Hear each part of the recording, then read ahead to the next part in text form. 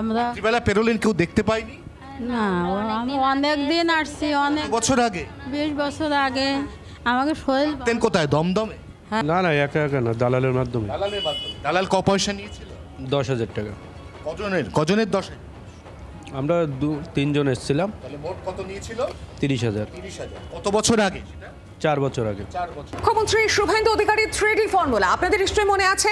অবৈধ অনুপ্রবেশকারীদের ফেরত পাঠাতে 3টে ডি এর কথা উল্লেখ করেছেন মুখ্যমন্ত্রী Suvendu Adhikari: detect, delete and deport.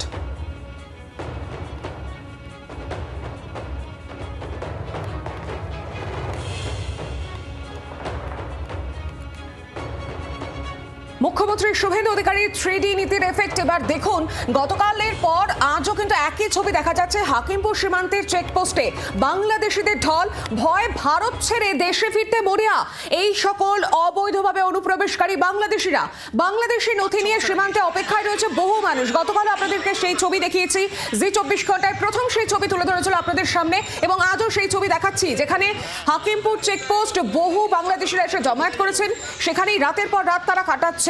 গতকালের পরও আজও হাকিমপুর সীমান্তের চেকপোস্টে একই ছবি দেখা যাচ্ছে, বাংলাদেশিদের ঢল।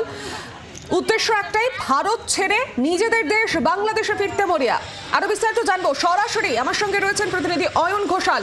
অয়ন, গতকালের পর আজও সেই একই ছবি দেখা যাচ্ছে।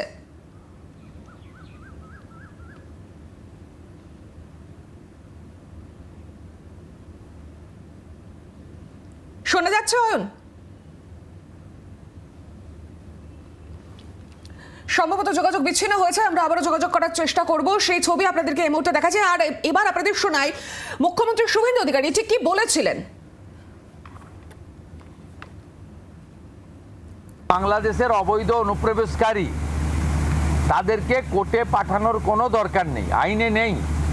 সরাসরি পুলিশ নেবে এবং বিএসএফ এর হাতে হ্যান্ডওভার করবে। বিএসএফ এর যা ভারত সরকার বাংলাদেশ সরকারের সঙ্গে আছে এগ্রিমেন্ট, ওতে বাংলাদেশি প্রুফ করে হ্যান্ডওভার করে দেবে।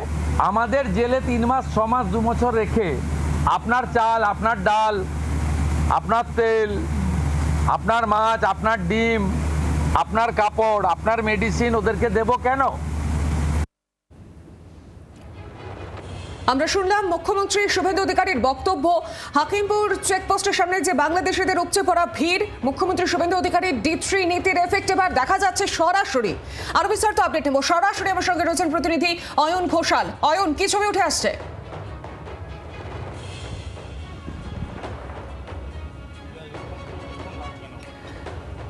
শোনা যাচ্ছে অয়ন? হেডফোন অন করলাম তো, হেডফোন অন করে দেওয়া হলো তার।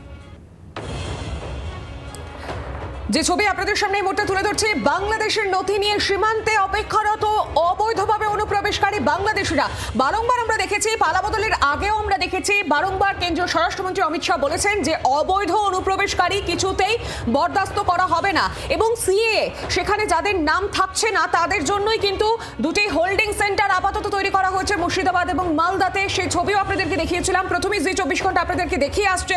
এবং হাকিমপুর সীমান্তে চেকপোস্ট, সেখানকার ছবি দেখুন সরাসরি। আজকের এই ছবি উঠে আসছে, বহু মানুষের ভিড় জমায়েত করে রয়েছেন তারা। এর আগেও সেই একই ছবি কিন্তু দেখা গিয়েছিল, অর্থাৎ নির্বাচনের আগে যে যখন এসআইআর পর্ব শুরু হয়েছিল তখনও উপচে পড়া ভিড় ছিল। এই ভারত ছেড়ে বাংলাদেশ পালাতে তৎপরতা দেখা গিয়েছিল এইসব অবৈধভাবে যারা অনুপ্রবেশ করেছিল ভারতে। এবং সেই ছবি, এসআইআর পর্বের সেই ছবি, এবং আজ পালা বদলের যে পর যে ছবি উঠে আসছে, কার্যত একই ছবির পুনরাবৃত্তি। সেই ছবি তুলে ধরছে আপনাদের সামনে। ভারত ছেড়ে বাংলাদেশে পালানোর তৎপরতা, বৈধ নথিপত্র নিয়ে তারা বাংলাদেশে চলে যাবেন। এবং যেই মুখ্যমন্ত্রী শুভেন্দু অধিকারী 3D নীতির এফেক্ট এবার সরাসরি দেখা যাচ্ছে। আমরা আবার যোগাযোগ করেছি প্রতিনিধি অয়ন ঘোষালের সঙ্গে, সরাসরি রয়েছেন আমাদের সঙ্গে। অয়ন, কি ছবি?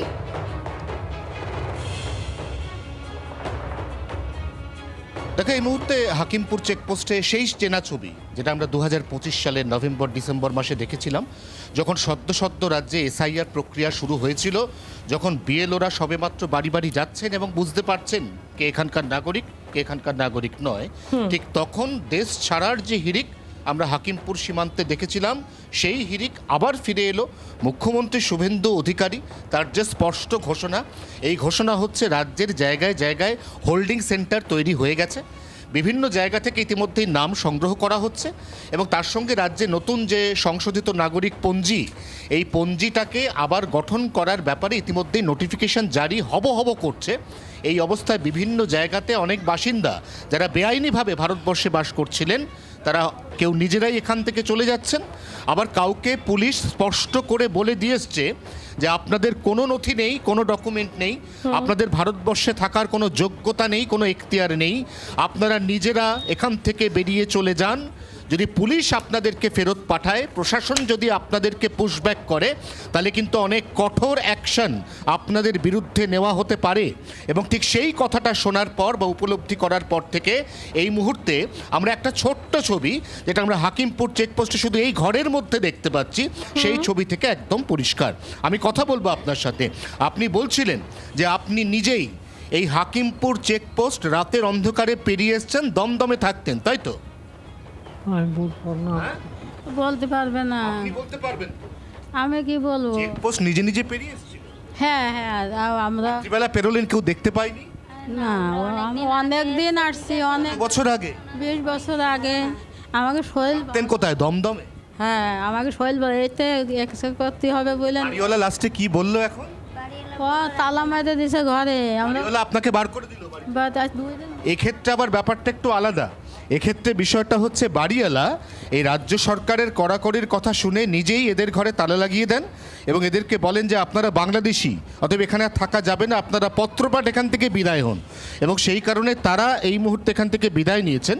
আবার এরকম অনেকের সাথে কথা হচ্ছে বারবার, আজকে সারাদিন ধরে হবে, যারা বিভিন্ন বেআইনি উপায় দালালের মাধ্যমে বর্ডার ক্রস করেছেন এবং এসে বসবাস শুরু করে দিয়েছিলেন এই পশ্চিমবঙ্গে।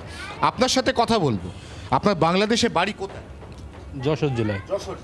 আপনি বর্ডার পেরিয়েছিলেন কি দালাল দিয়ে না একা? না একা না, দালালের মাধ্যমে। দালালের মাধ্যমে। দালাল ক পয়সা নিয়েছিল? 10,000 টাকা। কজনের 10,000? আমরা 3 জন এসেছিলাম। তাহলে মোট কত নিয়েছিল? 30,000। 30,000। কত বছর আগে সেটা? 4 বছর আগে।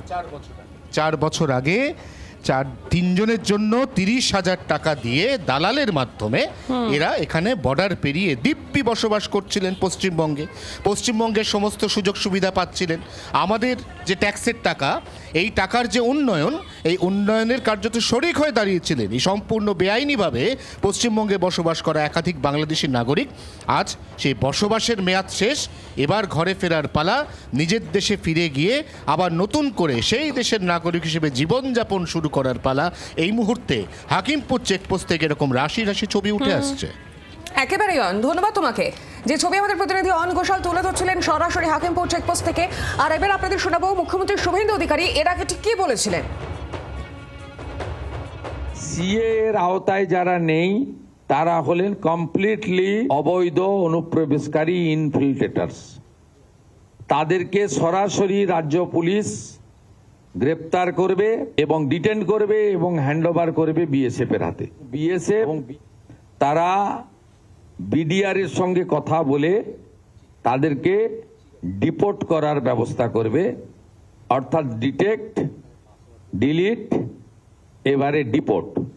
এই আইন আজ থেকে কার্যকর হলো।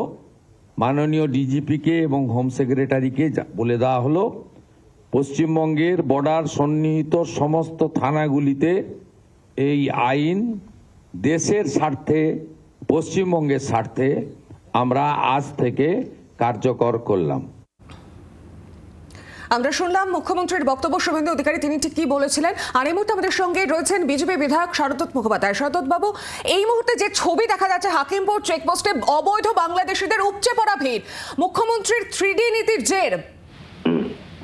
এটা সল্টলেকেও দেখতে পাচ্ছি, বিধাননগর থেকে সব বড়ি বস্তা বেঁধে লোকজন রিক্সায় উঠে যাচ্ছে। জিজ্ঞেস করেছিলাম গতকাল যে কোথায় যাচ্ছেন, বলে আমরা তো ভুল করে চলে এসেছিলাম, চিকিৎসার জন্য এসেছিলাম, ভুল করে থেকে গেছিলাম, তাও এখন বাড়ি ফেরত যাচ্ছি বাংলাদেশ। তো এই যে ডিটেক্ট, ডিলিট অ্যান্ড ডিপোর্ট বলেছিলেন মুখ্যমন্ত্রী, ডিটেক্ট, ডিলিট অ্যান্ড ডিপোর্ট, এই লাস্টের ডিপোর্টটা আর কাজে লাগছে না, এখন ডিপার্ট হয়ে গেছে, নিজেরাই পালিয়ে যাচ্ছে। যারা যারা বলতো মাননীয় প্রাক্তন মুখ্যমন্ত্রী মমতা বন্দ্যোপাধ্যায় এখানে নাকি বাংলাদেশিরা নেই, এবার ওনাকে আমি বলবো একটু চেকপোস্টে দাঁড়িয়ে গিনতি করতে রোজ কত শত শত লাখে লাখে বাংলাদেশিরা ফেরত যাচ্ছে। এবার ওরাও দেখেছে ওদের কাজ শেষ। ওরা যাদের হয়ে ভোট দিত আর টাকা পেত তারা তো আর নেই, তাদের কাজ ফুরিয়ে গেছে, চলে যাচ্ছে।